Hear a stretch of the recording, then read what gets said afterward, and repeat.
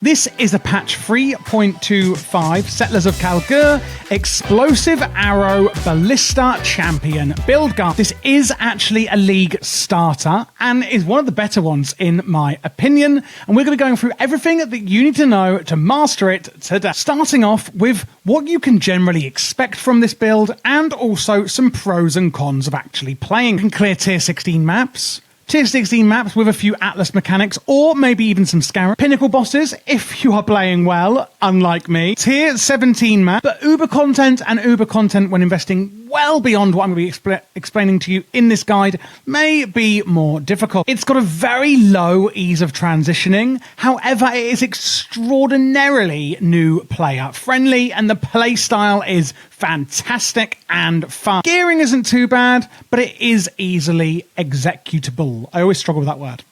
With that being said, you do want to avoid map modifiers with no life regeneration and elemental damage. Flat is going to be a lot of elemental damage going on in here. Looking at the actual pros and cons then, this is a really tanky build, hence why we're going with the champion for. And it can go from cheap to high investment fairly easily. It's capable also of scaling to Ubers if that is something you're looking for. However, with that being said, it is rough in the early level and the totem play style isn't for every. It's something I, however, love. Placing them and letting them just fire out those arrows. Damage over time play style also is not for everyone and you may want something a bit more punchier and instant. Now then, how does this build actually work? Well, the core mechanics of Explosive Arrow Ballista Champion are actually really quite straightforward, even though it sounds complex. So the primary goal that we're trying to get to is affixing as many explosive arrows onto a target as we can. And that's going to leverage the more damage multiplier provided by the gem. This is also accompanied through the utilization of a totem build,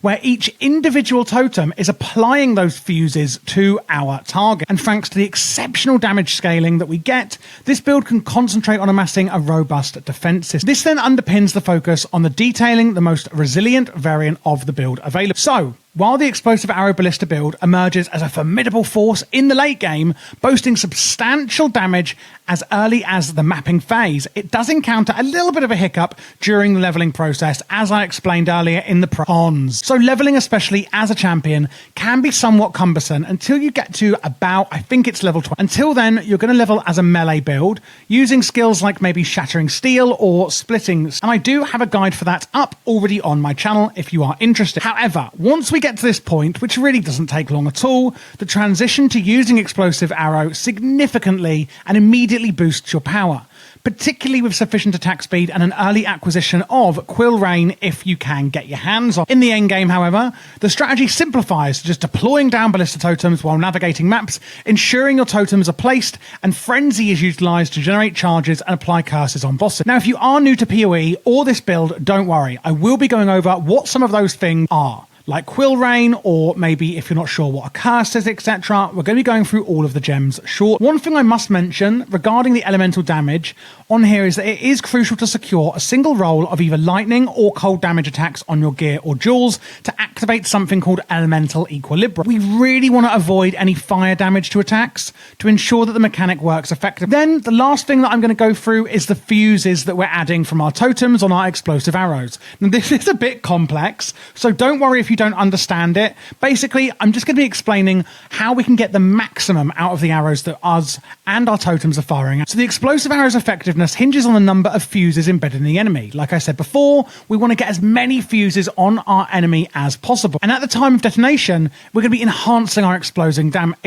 damage and subsequently our igniter to come with the skill as well. So to maximize fuses and this damage, what we want to do is determine our duration, typically about 1.2 seconds, counting for base duration and then any increases you get from mastery and things like cluster jewels. So the maximum that we can get is 19 stacks on each enemy, excluding the actual initial hit. So you can divide 19 by your duration to find the required fuses per second. Again, to achieve the maximum of 19 stacks of fuses on our enemy, excluding the initial, we're just dividing 19 by the duration to find the required fuses per. You then need to remember that we've actually got 6 totems also attacking our enemy, so we can divide the needed fuses per second by 6, because that's how many totems we can have out, to find the attacks per second each totem must achieve. Therefore, if you work out the calculation I've given, indicates a need for 2.64 attacks per second to reach damage cap. Incorporate margin for error then, as achieving instant maximum totem deployment is If you're like, oh my god, that just sounds like crazy maths, don't worry, it's more min-maxing at that point, but that's just a simple way that we can think of how fast we need to be getting our attacks out with all of our totems to achieve the maximum of 19 stacks of fuses on our enemy. Some of you may care about that, some of you may not. Next up is gear. Now, before we go on to the actual items that I think you are going to need, I want to just quickly reiterate how important things like your resist. You are going to need at least 75% elemental resistance, and ideally some chaos resistances as well. So we should always be looking to cap our resistance. Now, if you're wondering at what point should I be looking to cap these, I would say from about Act 5 until the end of your progression, and then you should try and upgrade your chaos resistance as and when you can, when you progress through the maps in the more mid. Additionally, people generally have some issues finding enough attributes on your builds as well, and I will be showing you the exact attributes that we should be looking for. Sure. As you can see here on screen, these are the main attributes you are looking for on your gear. I will be going through these in a bit more detail in a minute, showing you on the PoB build side, but generally let's look at these in here first. So on the head, you can see we're going for a rare AREV helmet with life resistances and spell suppression. A lot of the items in this build are just going to be rares. There's only a few specific uniques that we are trying to hunt down. Same on the amulet with life and damage over time multipliers. Chest, we're going to go with life, spell suppression and resistances. Pretty much the same on the gloves, but maybe some attack speed as well.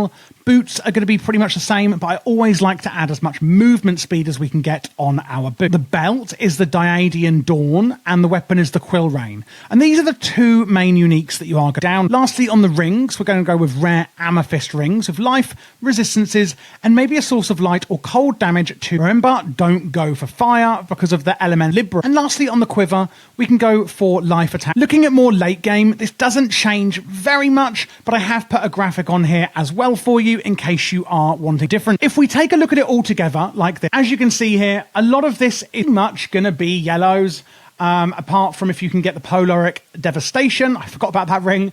And then the Diadem Dawn, and of course, Quill Rain. Now, the bow is fairly to get through the usage of Shrieking Essences of Dread until you hit about T2 attack speed or better. Looking now at the flasks we're going to be using, I like to go for a Granite Flask, a Jade Flask, Basalt Flask, Quicksilver Flask, and lastly, a Bubbling Divine Life Flask of Acid. That's right, I don't know how to pronounce that word. Generally then, on your utility flasks, the stats that you are going to want are going to be gaining charges when you are hit by an enemy, an instant recovery when on low life. Apart from that, we're looking for increased evasion, armor and movement speed, and also a reduced effect of curses on drinking a flask effect, and that is for your utility. Lastly, on the life flask, another stat we are really looking for here is immunity to bleed. Moving on to our cluster gems, as you can see, actually, can you see this, or am I in the way? There we go. Much better. As you can now see here on your cluster, are looking on our small cluster jewel to get 2 passive skills. This is the main thing we are looking for on this. Then on our regular gems, as you can see here, we are looking for a few things specific. We're looking for maximum life, we're looking for increased totem damage, we're looking for increased fire damage, and then we're looking for plus percentage to fire over time damage as well as just overall increased damage. And as you can see on the ones I have put on here, we have got the totem damage, the fire damage, the life, etc, etc. I'm going for the Rain of Splinters on the unique jewel. Yes, it can reduce totem damage done. However, it will actually mean that your totems are firing additional projectile, meaning that we can get up to those max stacks a lot easier, which is, by the way, if you've forgotten, 90. A few other stats that you are looking to get on your bow here is going to be +1 to the level of socketed gems, or +2 if you can get it. We're also going to be looking to increase attack speed, and also we can benchmark in our minions having increased attack speed as well, which of course will actually affect our totem. Now let's actually have a look at our gem link. This is of course the main bulk of how we actually do our damage and use our skills. Now, I have put down below in the description a link to a PoB build, and remember that I said that we're actually going to be going for a different build up to level 28. Well, the gems that are actually shown in that link in the description will show you the ones to take up to level 28. Ones I'm going to show now on screen are for the end game build. So If you're at level 1 and you're like, this isn't, working, that is why. Make sure to click that link in the description and check out the ones you should be using from level, which again, won't take you very long to get through. And if you do need any extra help, feel free to join my Patreon, where I can give you any one-to-one support on any of the... So the core of the build obviously revolves around Explosive Arrow Ballista, which the main gem being Explosive Arrow being the main link. And ideally, we're going to put this into a 6-link setup if we can. While Awakened gems are recommended to maximize our potential, standard gems are going to suffice until we can afford to... If you are new and you don't know what an Awakened gem is, it's literally what I just said. It's just an upgraded version that's a lot more expensive to use and upgrade. So on the main one, we're generally going for something like Explosive Arrow, the Ballista Totem support, Life Tap support, Awakened Elemental Damage with attack support, or its non-awakened counterpart. If I am saying it's awakened, these are the ones you should prioritize getting. That makes sense. Ignite Proliferation support and combine. Then we've got Frenzy. This is employed to apply curses and generate frenzy charges while our totems manage the... Then, moving on, we've got our Aura. Initially, we may not have the luxury of running Defiant Banner due to the massive costly helmet implicit, so we can prioritize some of the following: Termination, Grace, Summon Skitterbots if you like, although I don't really like them, and Defiance Banner whenever that is feasible to do. For your utility gems, for debuffing enemies, Arcanist Brand coupled with Flame Surge is used, while Enduring Cry is going to be ensuring our endurance charge generation. Lastly, you can use Life Tap support linked into these to get casting through life expenditure. And then lastly, for our mobility, you can use a few options. Dash may be the preferred for some, although I actually prefer Flame Dash, and that is what I am showing in my POB. Blink Arrows are another viable option, and your Vile Molten Shell should be activated in perilous situations or during really challenging encounters. Next up on the list is going to be our Pantheon, Ascendancy, and what to do with those darn bandits. So obviously we are going for Champion, and these here are the main options I would go for. So let's talk about why specifically choosing them and in what order. So the first one here is going to be Fortitude. This is the first route we're going to take. We're going to go Fortitude and then Unstoppable Hero. So what then does Fortitude do for us? Well, it gives us permanent Fortitude. Who would have... This basically reduces our damage taken from all hits by a whopping 20%. This is an absolute non-negotiable for Champion and is one of the main points that actually really enhances our defenses as a champion. After that, we're then going to come down to Unstoppable Hero, which offers a significant boost to both attack speed and also defense. Basically, it's giving us armor and also evasion as well. And generally, that's going to be while leveling. However, as you get higher up, the actual benefits you get from this really start to bulk out. After that, we're going to go up the other route, the left route, and then the right route. So number 3 is Conquer. After Fortitude, this is going to then add another layer of defense. You can then see what makes Champion just so tanky. So this is going to give us another 10% damage mitigation. As you can see here, 10% reduced damage taken if you've taunted an enemy recently, and 100% chance to taunt on hit. So trust and believe, we will be taunted. Putting this, as I said, together with Fortitude, honestly, is really good defenses, and I love it. Lastly, we're going then down into Worthy Foe. Enemies taunted by you take 20% increased damage. And of course, because of Conqueror, you can see we are actually taunting all the time. Enemies taunted by you can also not evade attack. When we put all of these together then, this really is quite formidable. If you actually think about it at a bit of a deeper level, the chance for evading attacks being abolished, that does mean that we're basically having to get rid of any accuracy needs on this build completely, which is a powerful boost to our efficiency and also, in turn, our damage out. For what to do about the bandits, quite simply, kill them all. It's as simple as that. This massively outweighs the other choices in this build. And if you are still leveling and you're saying, what am I talking about? Well, this is in Act 2, and basically the quests are go and kill the bandits. Now, you can also choose to help them. And what you may not be aware of if you are new, because this is a League starter build, is that basically, depending on who you kill or help, can actually really impact get.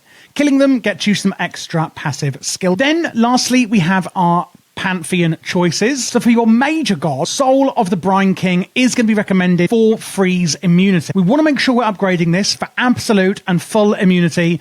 And if you don't, then it's going to cause us to get a little bit stuck when we're playing. Basically, what it does is it allows us to move, unhindered in the gameplay of this bit. For your minor god, then, it's going to be the Soul of Abara. And this, once upgraded, is going to be fantastic for moving through, not freezing, but burning unhindered as well. So a lot of movement. Honestly, in the current meta, I would say it's pretty much essential that take this. And that is it for Explosive Arrow Ballista build.